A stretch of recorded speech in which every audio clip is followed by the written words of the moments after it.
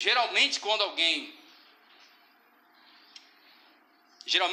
vai escrever um livro que vai ser importante para um povo, ele passa um filtro. Ele passa um filtro nas informações que vão entrar. Não é qualquer coisa que vai ser incluída ali. Não são informações que possam ser usadas para tirar algum tipo de, vamos dizer assim, informações que não venham contribuir para a glória daquele povo. Informações que não venham contribuir para que aquele povo se coloque como superior a todos os demais. Informações que sejam tanto constrangedoras. Geralmente os autores, eles quando vão elaborar essas obras, quando Homero vai escrever a Ilíada, quando escreveram a Eneida também, eles geralmente selecionaram. O que a gente vai colocar? Algo que mostre a força, algo que mostre o poder, algo que mostre a inteligência, que mostre como esse povo de fato é superior aos demais. Mas com a Bíblia Sagrada a coisa é diferente, porque o Espírito Santo de Deus tem um objetivo, e o objetivo é alcançar vidas. E para alcançar vidas, o Espírito Santo de Deus ele é muito ousado, ele é muito corajoso, é muito realista. E quando a gente olha para a genealogia e vê essas figuras, a gente vê o Espírito Santo de Deus abrindo uma grande porta, falando: olha, não interessa qual é o teu histórico, não interessa de onde você veio, não interessa qual é a tua situação. Se você abrir o coração para esta mensagem, se você deixar o evangelion é boas novas, anúncio de boas novas. Geralmente a palavra evangelion, que é uma palavra que existe antes de a Bíblia Sagrada, antes do Novo Testamento ser escrito, essa palavra já era usada. E essa palavra era usada geralmente quando o imperador ia fazer um anúncio. E geralmente um anúncio bom, um anúncio agradável, quando ia ser uma coisa assim que ia causar de fato muita alegria ao povo. Então dizia-se: agora virá um evangelion, ou seja, virá um anúncio, uma anunciação de boas novas. E aí o autor bíblico, inspirado pelo Espírito Santo de Deus, ele disse: aquilo que antes se chamava evangelion, na verdade nem se compara a este evangelion, nem se compara a este evangelho, a estas boas novas que estão sendo anunciadas. Qual é a boa nova? Que todos podem ser salvos na pessoa bendita de Cristo Jesus. Que não há acepção de pessoas diante de Deus. Que não há nem maiores, nem menores, nem melhores, nem piores, mas que todos são pecadores, mas também todos podem ser salvos através da pessoa bendita de Jesus Cristo.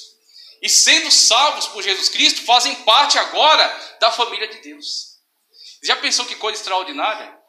Quando você antes não tinha, muitas das vezes, devido a diversas situações da vida, você não tinha prestígio, você não era respeitado pelas pessoas, você não era lembrado pelas pessoas, as pessoas até não confiavam em você, mas agora, por causa da obra de Cristo Jesus na tua vida, você foi feito nova criatura em Cristo Jesus. O sangue de Cristo nos purifica de todo pecado. Nos purificando de todo pecado, nos põe numa nova condição. E agora nessa nova condição, o nome do Senhor está invocado sobre as nossas vidas. O nome de Cristo Jesus está sobre nós. E alguém olha para nós e vê o brilho de Cristo Jesus sobre nós. Alguém olha para nós e vê o resultado da obra do Espírito Santo de Deus. E agora as pessoas olham para você e veem em você alguém que faz parte da família de Deus. Isso é maravilhoso. Nós estamos incluídos na família de Deus em Cristo. Cristo Jesus, que é o Filho unigênito. Veja, a palavra unigênito é muito importante, porque ela tem tanto sentido de ser o único gerado, tanto a questão do primogênito é o maior, tá? Primogênito é o primeiro dentre os filhos. Agora, unigênito tem um apelo muito mais forte, porque não é somente o primeiro, mas sim o único. Então, Jesus Cristo é o único Filho de Deus gerado conforme a natureza que ele tem, que é eterno como Deus é eterno, que é poderoso como Deus é poderoso, que é Deus da mesma forma que o Pai e o Espírito Santo é Deus, Jesus Cristo também é Deus. Por isso que ele é unigênito. Sendo ele unigênito, ele abriu uma oportunidade para que nós fôssemos adotados na família de Deus. Não na mesma condição de Cristo, mas também integrantes da sua família. Então é maravilhoso, porque a genealogia, muitas vezes a gente pula, a gente passa dela, mas ela tem essa realidade. Ela nos dá essa realidade que é muito importante. E aí, falando um pouco mais acerca aí, do Novo Testamento, o que eu queria passar? O Novo Testamento, conforme a gente tem aqui as nossas Bíblias, ele está em português por causa da nossa língua. Foi traduzido para o português, para a nossa nosso estudo. Só que o Novo Testamento, ele não foi escrito em português. Óbvio, né? Isso aí todos sabem. Então o Novo Testamento, ele tem uma língua original, na qual ele foi escrita. Aí ele foi escrito em grego. E aí é interessante porque nós estamos falando de um povo de judeus, né? Então Jesus Cristo veio para o que era seu. É assim que diz em João. Veio para o que era seu, mas os seus não receberam, não foi?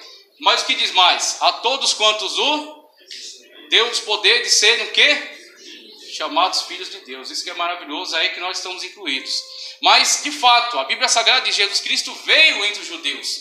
E os judeus, a língua materna deles não é o grego, tá? A língua materna dos judeus é o hebraico. Então é interessante a gente ter um contato, né, básico com essas informações. A língua materna dos judeus é o hebraico. Agora o que acontece? No momento histórico em que Jesus estava, tá certo? Quando essa genealogia que está nos indicando, o momento em que ele veio, o hebraico não era mais uma língua comum, uma língua do dia a dia.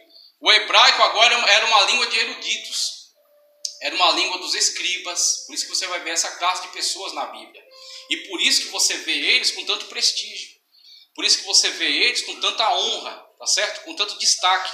Porque eles de fato eram, dentre um mundo que era quase que inteiramente analfabeto, tá? Então as pessoas, poucas vezes tinham acesso à leitura, à escrita.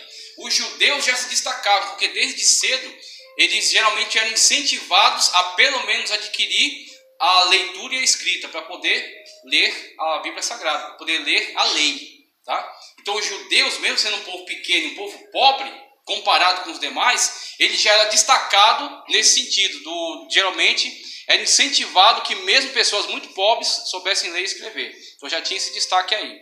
Só que alguns iam um pouco além. E aí, além da leitura e da escrita, sabiam discutir a lei, né? Sabiam discutir filosofia também. Então alguns se destacavam, como por exemplo os escribas, os fariseus, que eram os professores, os sacerdotes que estavam ligados ao templo, tá? Então tem esses grupos aí que se destacam. E geralmente entre esses grupos era conhecido o hebraico. O hebraico não era tão conhecido da população em geral. Por quê?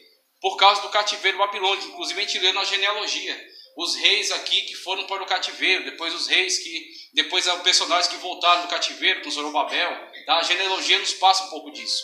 Então, por causa da presença deles no cativeiro babilônico, eles adquiriram uma outra língua chamada aramaico, que era a língua comum da época. Esse sim era a língua comum, por causa da dominação babilônica.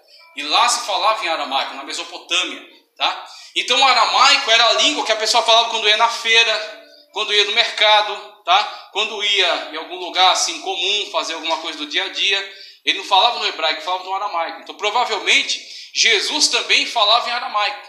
Só que veja, olha só que nó.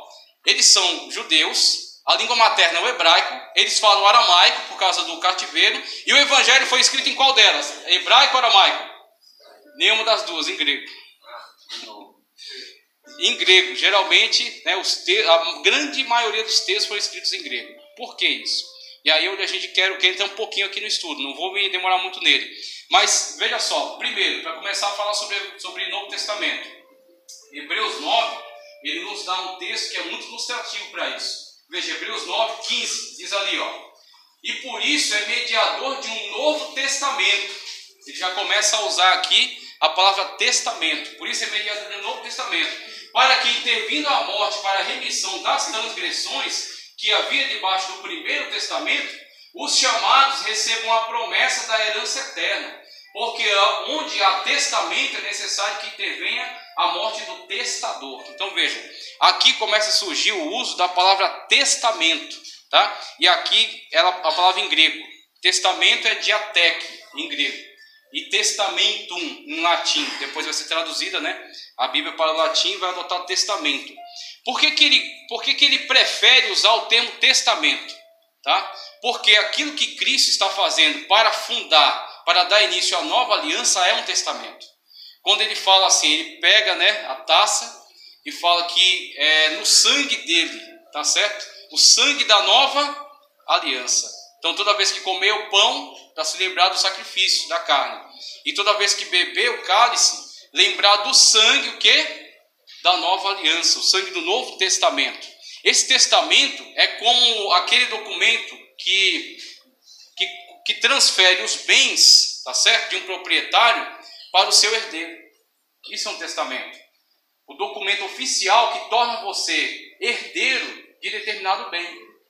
Então o testamento, ele tem essa ideia de que com a morte, inclusive foi isso que Hebreus usou aqui, o autor dos Hebreus, é necessário a morte do testador, é necessário o sangue do testador, é necessário que ele de fato entregue a sua vida, porque quando a sua vida for entregue, o testamento tem valor, o testamento tem poder. Então o Novo Testamento é uma herança que Jesus comunica à igreja.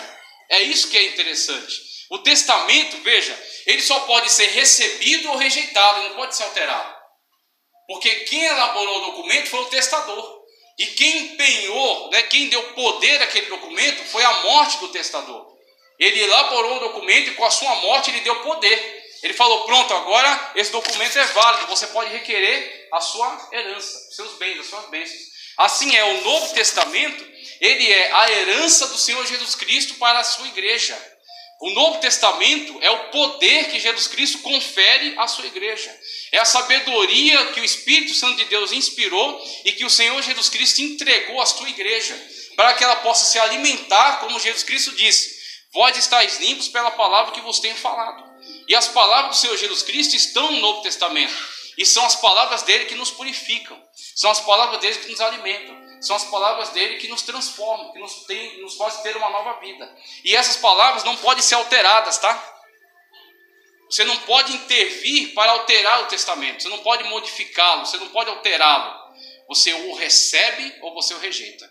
É isso que eu acho muito interessante. Então, o Novo Testamento ele é firmado em cima do sangue de Cristo. E com o advento do Novo Testamento surge também a nomenclatura Antigo Testamento. Porque os judeus não chamavam seus textos de Antigo Testamento. Eles chamavam ou de Torá, que são os 5 primeiros livros, tá? O Pentateuco. Você tinha também o Neviim, que são os profetas, e o Ketubim, que são os outros escritos posteriores. E aí eles pegavam a inicial de cada um desses grupos e formavam uma palavra só, chamada Tanakh. Tanakh é um acróstico. Então você tem Torá, Neviim e Ketubim. Tanakh. Então eles chamavam de Tanakh, a Bíblia, o Antigo Testamento para nós, inteiro. E aí com o advento do Novo Testamento, a gente se torna herdeiro de todo o Antigo Testamento, acrescido agora da nova aliança em Cristo Jesus. Assim nós temos o Novo Testamento em Cristo e o Antigo Testamento, a nova aliança e a antiga aliança, tá? Isso que é interessante e essa que é de fato a herança da igreja, tá? Esse que é o valor da igreja. Aquilo que Deus de fato conferiu à igreja. Por que o Novo Testamento foi escrito em grego? Por causa disso aqui, ó, que aconteceu. No ano 356 a.C., o Império Grego se torna uma potência mundial sob o comando de Alexandre, e o idioma grego torna-se uma língua das relações internacionais, vindo a ser utilizado na composição dos livros do Novo Testamento. Veja o que aconteceu na época de Alexandre, e na verdade é muito parecido com o que acontece na nossa época. Veja, você fala português, não é? Muito bem, você fala português. Se você pegar um avião lá em Guarulhos e você descer em Paris, você vai conseguir falar com qualquer um em português? E se você de Paris, você for para Londres? Ainda não, né? E se de Londres você for para Pequim? Você fala todo mundo em português, né? Isso? Não, né? Por quê? Português não é uma língua universal. Português é falado aqui, Portugal, Moçambique, São Tomé e Príncipe, Macau e Timor-Leste. É falado nesses lugares. Nesse lugar você está de boa. Você pode viajar para o Timor-Leste, lá passear. O que tem para ver lá? Eu não sei. Tem obra missionária lá. Se quiser lá fazer missão, tem. Então lá você fala português, não tem problema nenhum. Então por quê? Porque o português não é uma língua universal. Qual é a língua universal da atualidade? Inglês, muito bem. Por quê? A Revolução Industrial. A gente não vai entrar nisso, pelo amor de Deus. Mas veja, o inglês é a língua universal. Se eu falar português e inglês, e eu descer em Paris, não é que todo francês fala inglês, mas tem muitos que falam. Então eu vou começar a falar inglês aí. Se quiser saber, Daniel Berg Gunavingre não falava português, não tinha ideia da língua portuguesa. Desceram em Belém do Pará, 1910, e começaram a falar inglês lá com o povo, muita gente não entendeu. Mas aí alguém falou, chegou um povo falando engraçado aí, Chama o pastor lá, aí chamaram o pastor da Igreja Batista. Sabia que eles falavam também um outro idioma lá, meio engraçado. Aí ele foi lá e falou inglês com os missionários, deu a primeira guarida lá, depois rachou, mas não teve problema não. Graças a Deus está aí, os batistas são uma bênção, né? Está aí a Assembleia de Deus, os batistas vivendo em paz. Então o inglês hoje é a língua universal. E na época do Novo Testamento, a língua universal era o grego, por causa de Alexandre, que dominou todo mundo, fundou cidades em todos os lugares e incentivou a cultura e a língua grega. E aí você vai na Palestina, você tem a Galileia e você tem Decápolis, que são as cidades gregas fundadas aí no Mar da Galileia. Aí o profeta diz assim: Galileia das nações, lugar de profundas trevas. Por que o profeta se refere assim e o evangelista também cita essa colocação dele? Porque ali tinha muitas cidades de cultura grega e os gregos tinham teatro, os gregos tinham filosofia, mas também os gregos tinham muitos hábitos que os judeus olhavam e consideravam um absurdo. Então ali eles entendiam que é um lugar de trevas, né? E Nazaré estava perto daquela região. E aí Natanael vai dizer: pode vir alguma coisa boa de Nazaré? Por quê? Porque Nazaré estava naquela influência daqueles povos, daquela cultura, daqueles hábitos de vida que eram contra a palavra de Deus. E aí Jesus sofreu preconceito por morar. Jesus morava como que numa periferia. Aí alguém olhou assim e falou: pode vir alguma coisa boa do Capão Redondo? É como isso. Alguém olha assim e fala: mas daquele lugar, daquela quebrada. E aí você vê como Deus é maravilhoso. Foi na quebrada, foi no Capão Redondo, lá da Palestina, foi no Campo Limpo da Palestina que o Senhor Salvador veio viver, né? Veio desenvolver seu ministério e veio de fato trazer salvação para toda a humanidade, né? Como Deus é maravilhoso, como Deus de fato ele trabalha na contramão da história, né? Deus trabalha surpreendendo os homens. Então você tem, por causa da dominação grega, o idioma grego foi universal. E por causa da dominação romana, você tem lá a Pax Romana, você tem as leis romanas que estão ali sobre aquele lugar. Você lê, por exemplo, no Novo Testamento, como quando o nosso Senhor foi traído por Judas Iscariotes, e quando ele foi aprisionado no Getsemane, ele foi levado para a casa de Anás e Caifás, não foi?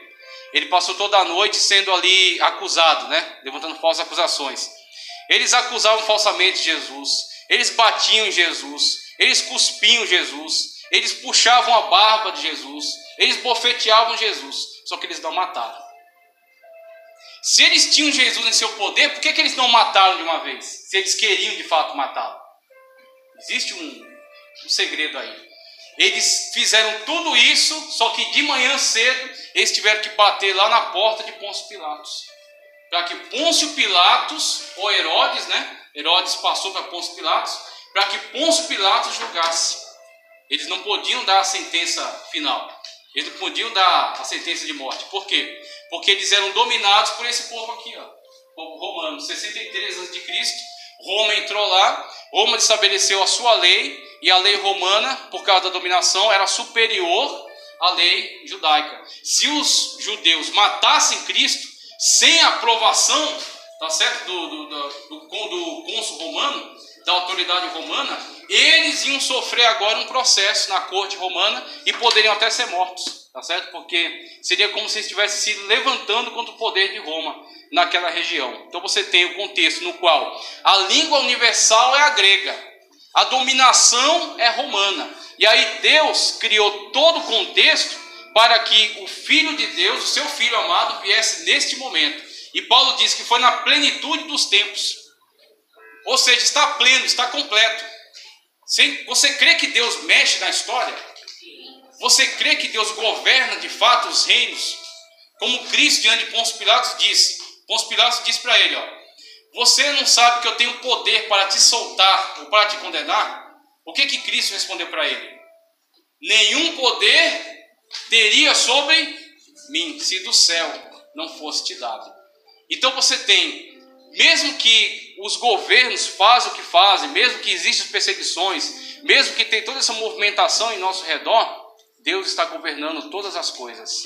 E o Senhor está conduzindo tudo para que, na conclusão, a sua vontade, o seu poder, a sua autoridade, de fato, venha a se impor.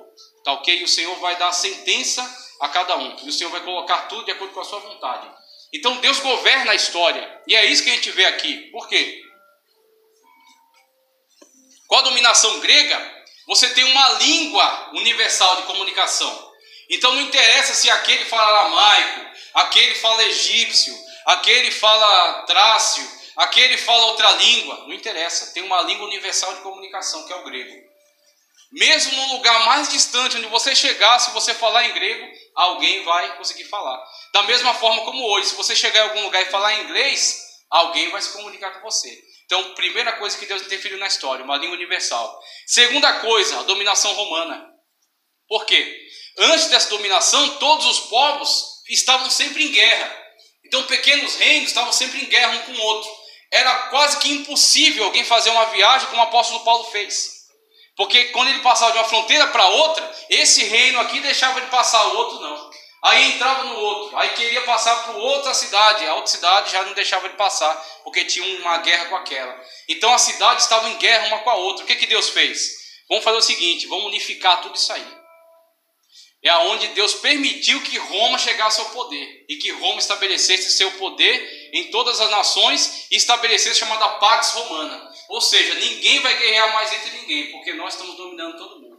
E assim Deus criou um contexto no qual Paulo sai da Grécia, vai para Chipre, sai de Chipre, vai para Macedônia, sai da Macedônia, vai para a Itália, sai da Itália, vai para Corinto, sai de Corinto, volta para Jerusalém. Por quê? Porque Deus criou o contexto no qual a Pax Romana unificou todas as nações. Assim é, a igreja de Cristo na atualidade não tem que se preocupar com a política, a igreja de Cristo na atualidade tem que se preocupar com a economia, não tem que se preocupar com as epidemias, não tem que se preocupar com a violência, ela tem que servir a Deus, porque o seu Deus garante a sua vida, porque o seu Deus garante a sua existência, porque o seu Deus garante tudo aquilo que você precisa. E mesmo que vier alguma coisa ceifar a nossa vida, como Paulo disse, porque para mim o viver é Cristo e o morrer é lucro. Mesmo que se levante a perseguição e você seja atingido por ela, tenha certeza disso, que em Cristo Jesus os céus da eternidade estão reservados para você. Então nós temos que nos preocupar somente em pregar o evangelho de Cristo, a tempo e fora de tempo, servir a Deus em espírito e em verdade, e continuar mantendo sempre o nosso testemunho. Porque Deus cuida da história, porque Deus controla a história, como a gente viu no caso aqui. Então o Novo Testamento surge nesse contexto, a língua grega e a dominação romana, conforme esses dois mapas aí ilustram.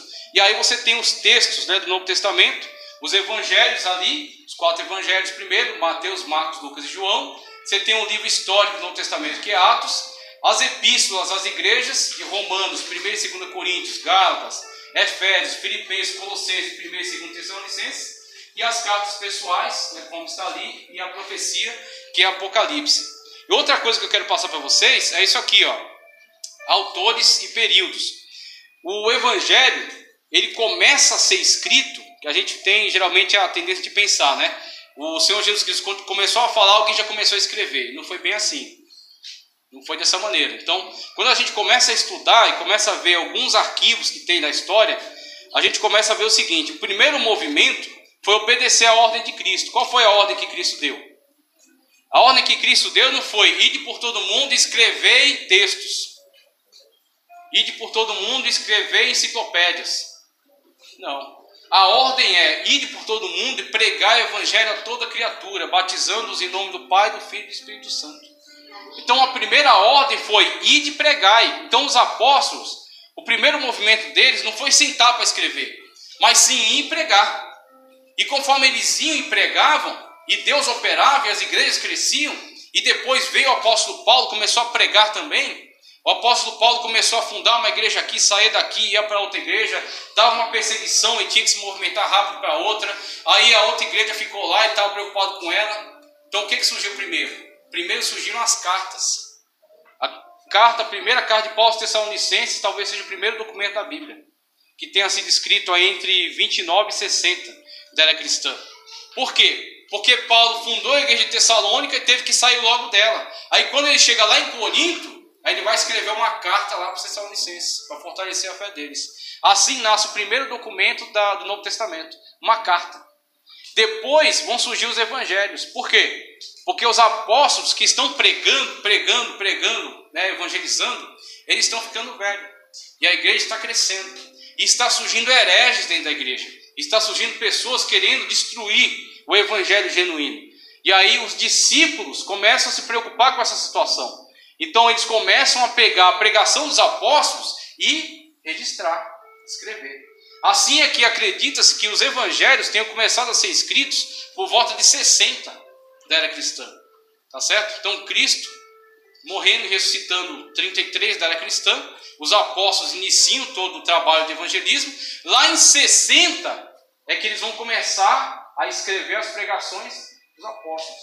Aí tem toda uma tradição na qual Mateus escreve o seu evangelho aos judeus. Então acredita-se que o primeiro evangelho de Mateus tenha sido escrito em aramaico, por ser uma língua comum falada na Palestina. Tá certo? E outra coisa que a gente afirma acerca da inerrância. A inerrância. A Bíblia Sagrada, nós que somos ortodoxos, nós que cremos na inspiração divina, que a Bíblia Sagrada é um livro divino e inspirado, nós cremos que ela não contém erros, tá? Que ela não contém nenhum erro. Só que o erro, essa afirmação de que ela não contém erros, ela está relacionada aos textos originais, aos chamados autógrafos.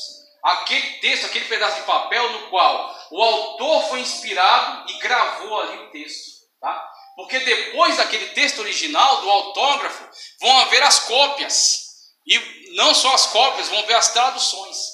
Então a cópia é papel na mesma língua. Está ali, ó, copiando. A tradução é, você vai pegar uma coisa que está nessa língua e vai passar para outra língua. No que você vai fazer esse movimento, é possível que você cometa algum equívoco. Então existem alguns erros nas cópias. E podem haver alguns erros nas traduções. Tá? Mas nos originais não tem nenhum erro. E a Bíblia Sagrada é o livro mais sólido. A Bíblia Sagrada é o livro mais seguro. E a Bíblia Sagrada é o livro mais poderoso, porque foi o Espírito Santo de Deus que a inspirou. Então quando você abre a Bíblia Sagrada na sua casa, é Deus falando com você. Quando você lê ela em espírito, o Espírito Santo de Deus vai iluminar, para que você tenha a plena revelação acerca daquilo que Ele quer te falar. E Deus já falou muitas vezes comigo através da sua Sagrada Escritura. Então, dando continuidade, aí eu mostro o mapa da evolução do Evangelho, da evolução do cristianismo, quando ele começou a se espalhar pelas terras, e aqui um pouco sobre os evangelhos, tá? Então aqui são chamados evangelhos sinóticos. Por quê? Essa palavra sinótico significa que eles estão olhando numa mesma direção, numa mesma perspectiva. Então Mateus, Marcos e Lucas é sinótico. Eles estão olhando numa mesma perspectiva. Então eles estão abordando os fatos numa mesma perspectiva. João, o que ele faz? João, acredita que ele escreveu seu evangelho por último. Escreveu o último evangelho e escreveu os últimos textos. Que João foi o que viveu mais, porque ele era o mais jovem na época. Então ele vai viver até 90 da era cristã. E ele vai escrever o Apocalipse, vai escrever o seu evangelho e as cartas. Tá? João faz o seguinte: como os três já escreveram abordando tais questões, eu vou escrever meu evangelho falando de outras coisas. Tanto que os três que são sinóticos, Mateus, Marcos e Lucas, eles têm mais narrativa histórica. E o de João tem mais o discurso. Você vai no evangelho de João, é mais aquilo que Jesus falou. Você vai no evangelho de Marcos, é mais aquilo que Jesus fez. Então cada um vai abordar um aspecto do ministério de Cristo. E como isso é maravilhoso, né? Como isso de fato enriquece nossa vida. Essa é a sabedoria de Deus. E aí, para fechar, porque a hora também já está indo. Até que horas eu tenho, pastor? 10 minutos? 10 minutos que encerra já. Veja só. Ainda sobre a cronologia, veja só o que eu achei interessante aqui. É um texto que eu coloquei aqui para vocês. Ó. Na cronologia de Mateus, vemos o autor traçar a genealogia de Cristo de Abraão em diante, devido ao trabalho do autor inspirado, a fim de deixar bem claro a origem judaica de Cristo, aquele que veio cumprir todas as profecias veterotestamentárias em relação ao povo de Israel. Já em Lucas, que são os dois que têm genealogia, Mateus e Lucas. Os outros não abordam genealogia. Em Lucas, observamos o autor traçar a genealogia desde os parentes mais próximos de José, o pai adotivo de Jesus, até Deus, uma vez que o autor destinou seu evangelho ao mundo gentílico. E assim foi inspirado a revelar que Cristo está diretamente ligado a Deus, o Criador de todos, judeus e gentios. Cada um dos evangelistas vai ser inspirado por Deus para trabalhar de uma maneira específica. Então Mateus o que faz? Mateus começa lá em Abraão. Por que ele começa em Abraão? O que você acha? Porque ele está escrevendo seu evangelho para os judeus. E quem é o descendente, quem é o ascendente dos judeus? Os judeus são descendentes dele. Quem é seu ascendente? Tá certo? O tronco genealógico de onde eles veio. Onde eles vieram? Abraão. Eles vieram de Abraão. A partir de Abraão, Isaac, Jacó, os 12. Dos 12, o povo. Então, o que Mateus faz? Abraão. Abraão que é o início de todo esse povo. De Abraão ele traçou a linha genealógica chegando a Cristo. Dizendo, olha, Cristo ele veio entre os judeus. Cristo ele veio da linha genealógica de Abraão. Ele tem autoridade para dizer o que está dizendo. Inclusive Mateus sempre enfatiza, para que se cumpra a profecia do profeta tal, que diz, do Egito chamei meu filho, por exemplo. E aí ele coloca Cristo como cumpridor dessas profecias. Então você vê Cristo cumprindo todas as profecias do Antigo Testamento. Então os judeus, eles só não aceitaram a Cristo, por quê? Porque eles esperavam algo de Cristo que nunca foi prometido. Eles queriam que Cristo libertasse eles do cativeiro romano. Eles queriam que Cristo fizesse deles uma grande nação poderosa, politicamente, economicamente. Só que Jesus Cristo veio trazer um reino que não é deste mundo. Como disse para Pilatos. Pilatos perguntou para ele, você não é rei dos judeus? Por que eles não te libertam? Cristo falou para ele, meu reino não é deste mundo. Se o meu reino fosse deste mundo, os meus súditos viriam até aqui e me libertariam. Só que o meu reino não é deste mundo. Assim é, a igreja de Cristo hoje tem que se conscientizar desta mensagem que Mateus comunicou através do seu evangelho. O nosso reino não é deste mundo. Teologia da prosperidade só está aí para enganar. A teologia da prosperidade só engana quem não lê Bíblia. Quem pensa que espera em Cristo somente coisas dessa vida. Como Paulo disse, aqueles que esperam em Cristo somente coisas para esta vida são os mais miseráveis dos homens. Nós temos que priorizar o reino de Deus. Buscar o reino de Deus. E o quê? Justiça. Agora veja só, estas coisas, não diz todas as coisas, ou aquelas coisas, ou outras coisas, como as pessoas leem muitas das vezes. Estas coisas. De que coisa está falando? Cristo falou acerca do vestir. Não andeis preocupados acerca do vestir, porque Deus veste até o lírio do campo, que hoje existe e à tarde é lançado no forno. Não se preocupeis, ou não se afligis, ou não andeis deprimidos com o que é a vez de comer, porque as árvores do céu nem plantam, nem colhem, todavia o Deus, o Pai, os alimenta. Então o Cristo está ensinando, não é para você ficar acomodado, Ele está ensinando você a não ficar aflito. Ele está ensinando você a não ficar ansioso, solícito, a não ficar deprimido. Ele está ensinando você a confiar em Deus. Ele está ensinando você a depender de Deus. Ele está ensinando você a ter fé, a manifestar a sua fé de que o Deus que cuida de você, Ele vai providenciar aquilo que você precisa. Não aquilo que a sua cobiça deseja, mas aquilo que você de fato precisa. Paulo disse, porque certo é que nada trouxemos a este mundo e nada dele levaremos. Assim, fiquemos satisfeitos com o comer, o beber e o vestir. Então nós temos que estar satisfeitos, não acomodados, mas satisfeitos, para que nós possamos glorificar a Deus pelo que a gente tem, e glorificando pelo que a gente tem, sendo fiel no pouco, Deus coloque a gente no mundo.